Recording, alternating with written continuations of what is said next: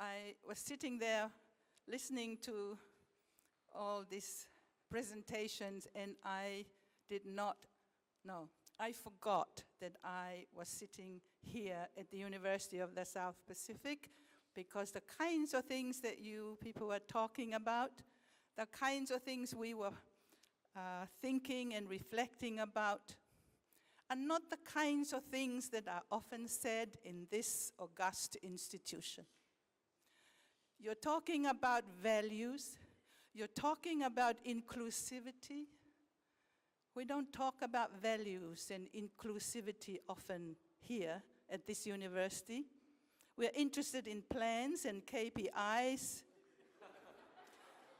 and time and cost. We don't often talk about these kinds of things you're talking about.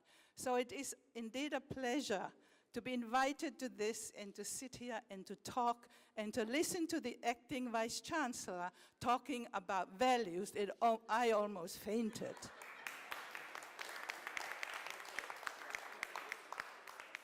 I come from Tonga, and we speak in metaphors a lot of times and proverbs. And I grew up learning these proverbs.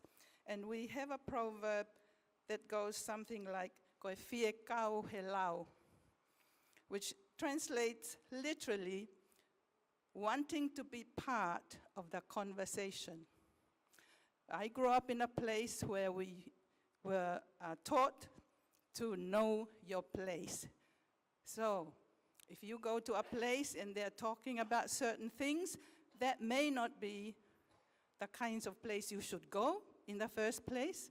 And if you happen to be there accidentally, then you know you are not to speak. There are other people that have to speak. But we are here in an inclusive environment, and it's wonderful to be able to speak or to be asked to speak. So thank you for asking me to speak. Those of us who grew up in this part of the world, and that includes most of us here, we grew up being excluded from just about everything. And especially if you're talking about the education system, excluded from the curriculum, excluded from the values that were taught and continue to be taught in our schools. So we know a lot about exclusion. Because this part of the world, because it was colonized, you don't find too many countries where, when you go to school, you are taught in a foreign language. You are taught values that are different from the kinds of values. So the gap, if you want to talk about gaps, here we are. We are sitting here because we have learned the tricks of filling in those gaps and becoming successful in being excluded. Because inclusive education, up until a few years ago in this part of the world, meant special education.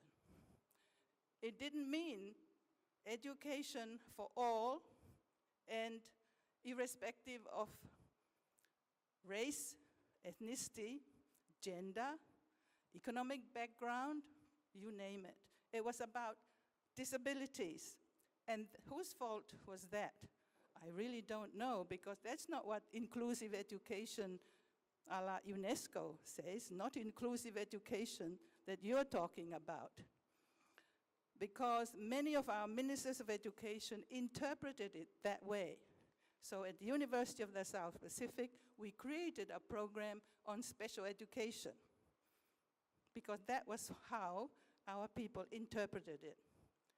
So thank goodness for your arrival, but earlier on, for the arrival of what we call AC, and Cheryl Armstrong, to give us a much more broad perspective of inclusive education.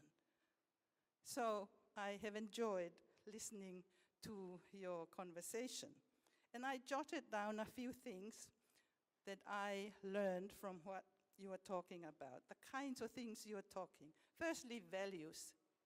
As I said, values are not really important in this institution. Well, it's important, but we don't talk about it because we need to be objective, not subject. Oh, values is what the humanities talk about. It's what those people in education talk about. It's not what the other faculty of business talk about or science and technology talk about, right? You're talking about relationships. I like that. Because I always talk about relationships, and my colleagues look at me as if I was not speaking English. You're talking about patience. I love that story. Who was giving the story about the milk? Huh? Yeah, that is patience and tolerance and love. How dare you talk about love? Love? Love is very, very important. You talk about collaborations, participation, flexibility. I love the flexibility. Time and space. You have to be flexible. In many of our cultures, we're very flexible about time. We are very flexible about spaces. We have classes of 70 students in some schools. We just put a few chairs, and here you can have a TV outside. So IT has made us more flexible. The importance of context. In most specific cultures, we behave and perform depending on the context. So we are, people like myself, we end up being schizophrenic. Because one day you behave like this because you're in this context, and another day you behave differently. Because that is part of us. Our kinship relationships define us. So you go to a funeral, depends on who has died. You have to bring lots of food to it, but if you are differently related, you go there as the big mama and collect all the mats and the tablecloth that come. So context, context, context. Relevance and practicality of what is taught, also very important for us. Commitment and passion. Can't do anything if you have that passion to be a good teacher. Capacity building, very important. The 3 H's, head, heart, and hands. That is so important. I remember when I was growing up in Tonga, I learned that from the old people that I grew up with. It was called the education of the whole person. Sustainability, also very important. So when I look at my list, I'm thinking, my goodness, this is indigenous and local education. This is what UNESCO called traditional education, not school education. These things are not happening at school. So I'm thinking, what on earth do you want to go to school for? This is it. This is the ideal. This is inclusive education. Then I thought of myself, my goodness, I hope that as a teacher, I did not cause my students to become disabled by the environment that I created. God, forgive me if that's what I had done. And I think as teacher educators, we must keep that in mind. We don't make students disabled because of your classroom. So to me, that's a very, very important message. And as a learner, I've learned a lot of things from this session.